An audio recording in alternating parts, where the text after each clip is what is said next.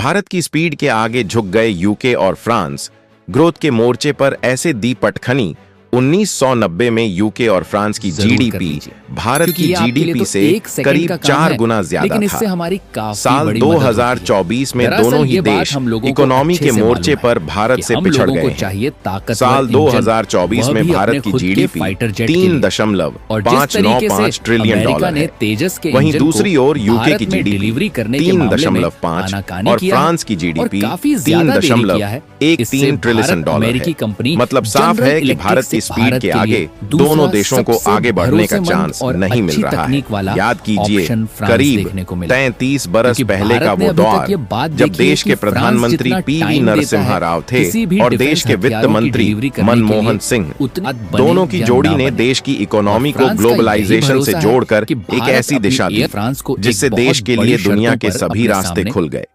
साथ उन विदेशी कंपनियों और ग्लोबल इकोनॉमी के उन ताकतवर लोगों की एंट्री भारत में आसान हो गई जो भारत को एक बड़े बाजार के रूप में देखते हैं। उसके बाद देश ने कभी पीछे मुड़कर नहीं देखा। उसके बाद देश के प्रधानमंत्री अटल बिहारी वाजपेयी हो या फिर उसके बाद 10 बरस की यूपीए सरकार, जिसकी अगुवाई कोई और नहीं बल्कि देश में उदारीकरण को लेकर लाने वाले मनमोहन सिंह कर रहे थे। उस दौरान देश की ग्रोथ की रफ्तार रॉकेट की तरह भाग रही थी। उसके बाद दौर आया नरेंद्र मोदी का। पहले 10 बरस के कार्यकाल के दौरान उन्होंने देश की इकोनॉमी को एक नया मोड़ देकर दुनिया के पटल पर देश की छवि को एक ऐसा रूप दिया जिसमें लगने लगा कि भारत ही दुनिया का ग्रोथ का इंजन बन सकता है।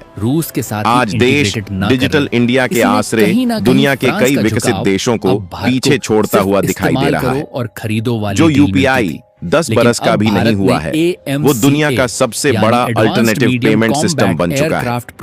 दुनिया की सबसे बड़ी कंपनी एप्पल अब चीन को छोड़ भारत में अपने प्रोडक्ट का निर्माण कर रही है। फेसबुक से लेकर गूगल, माइक्रोसॉफ्ट, तमाम कंपनियां भारत में निवेश कर भारत को ऐसे देश के रूप में तैयार करने में मदद कर रही हैं जिसकी कल्पना किसी ने कभी नहीं की।